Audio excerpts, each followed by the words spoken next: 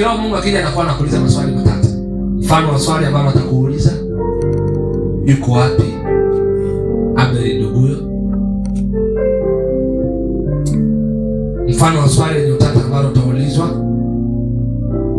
uko wapi? Ni kweli Mungu ajui ulipo? Anajua. Unazania ile swali ilikuwa ni swali la mazingira? Hapana. Ile ilikuwa ni swali la roho. Kwamba kuna nafasi kwa roho kwa ulichofanya kinaninyima mimi access na mfumo wako kiroho. Ina maana dhambi inakudisconnect kwenye issue fulani maalum ambao ulifaa uwe connected rohoni. Kwa hiyo uwezo wa kuwa kwenye ibada utakuwa nao, ila uwezo wa kuaccess issue zako kiroho utapotea. Na ndio maana wote waliompokea aliwapa uwezo unaowapa watu fursa ya kuaccess kuwa uwana, utembee na wao. Tuko sawa watumishi wa Mungu? Ambao huo ulishindikana ndani yao kabla ya wao kupewa huo uwezo wanapompokea. Amen. Ina maana katika roho kilichokuwa kimepotea kwa Adam ni huo uwezo ambao watu wanapewa kwenye kitabu cha Yohana 1:12. Amen. Soma Yohana 1:12. Bwana naona sasa hapa anaanza kuchemka. 1:12. Tena la neno.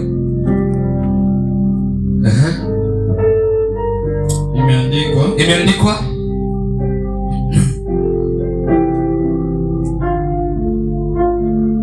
amesema, bali wote waliompokea aliwapa uwezo wa kufanyika watoto wa Mungu. Kwa nini mtu asiwafanye watoto wa Mungu? Anawapa uwezo.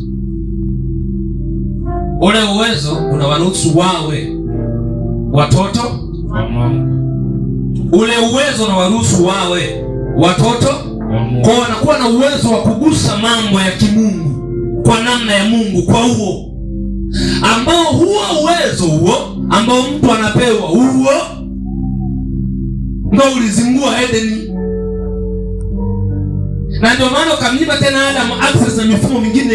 Simba ambao Adamu alikuwa anamsikiliza kwa huo uwezo huo, wakaanza kumshambulia. Nyoka ambao walikuwa na uwezo wa kumsikiliza Adam Eden, wakaanza kuwa adui naye. Na ndio maana kuna baadhi ya biashara zilikuwa zinakusikiliza ulipokuwa uko sawa kwenye mifumo. Ulipozingua, kilipopotea kinachoitwa uwezo ndani yako wa kuaccess issue zako kiroho, zile issue zako zikaanza kukushambulia. Amen. Umeelewa hii sentence? Amen. Umeelewa hii sentence? Amen. Natuka sana. Ule uwezo ulipoharibiwa, zile issue ambazo zilikuwa zinakunyenyekea, zinakusikiliza, zinakutii, sababu uwezo haupo tena. Simba anakuwa adui yako na wewe ndio umemwita wewe simba. Nyoka anakuwa adui yako na wewe ndio umemwita wewe nyoka. Tembo anakuwa adui yako na ndio umemwita wewe tembo. Ina maana hawaheshimu wewe kwako, wanaheshimu nafasi ya roho uliopewa kwa wakati huu. Ina maana kwa hiyo nafasi ukizingua, kwa hiyo kumbe pia kupoteza ndoa ni issue ya kupoteza rohoni. Amen. Kupoteza biashara ni issue ya kupoteza rohoni. Amen. Kupoteza cheo ni issue ya kupoteza rohoni. Kupoteza watoto ni issue ya kupoteza rohoni. Amen. Aha, basi kwa sababu hiyo tunapata rohoni kwanza. Basi tunapata rohoni kwanza kabla ya kupata mwilini baadaye. Sasa rais ni karibu kati. Rais ni nini? Rais ni hapa. Rais ni hapa. Wakati unafunuliwa siri za Mungu,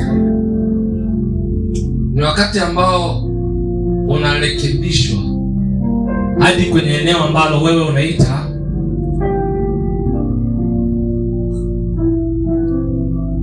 ni eneo gumu kumsikia Mungu.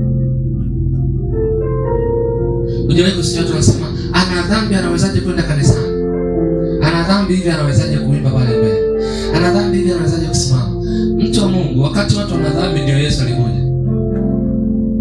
Yesu hakuja wakati umeokoka.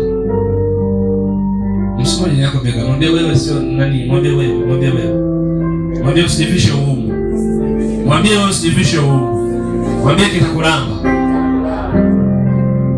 Mwambie wewe sio Mungu mtu wewe. Usianze kuhukumu watu, ule anapitia magumu sikuta amemkosea Mungu. Wewe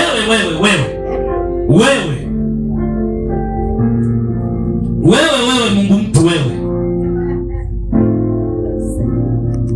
anakuonya wewe. Amen.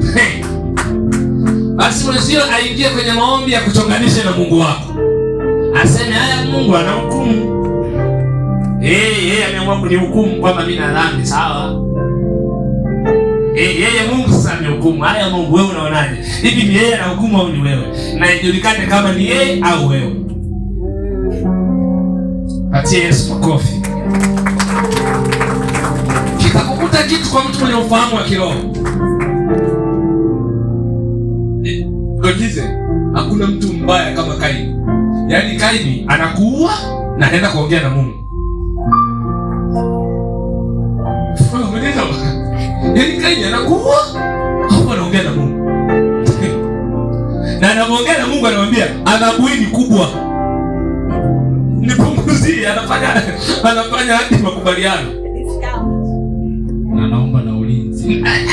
Baka. Kwa hiyo kuna muda bora tu kuchukua tahadhari kwenye mafunuo ili umuelewe tu kwa nini anakufundisha nini. Usiseme huyo haniwezi. Tulia. Kaini anakuua na anafunga. Umeelewa? Hili jambo nadhani linaweza kuwa gumu. Yaani Kaini anakuua na anakuja kutoa ushuhuda kanisani.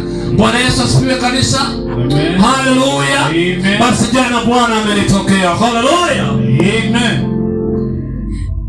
Amenitokea, hajamtokea? Kamuongelesha, hajamuongelesha? Na nilikuwa nikipita barabarani, Bwana akaniita, Kaini. Nasikulia mbele za Bwana.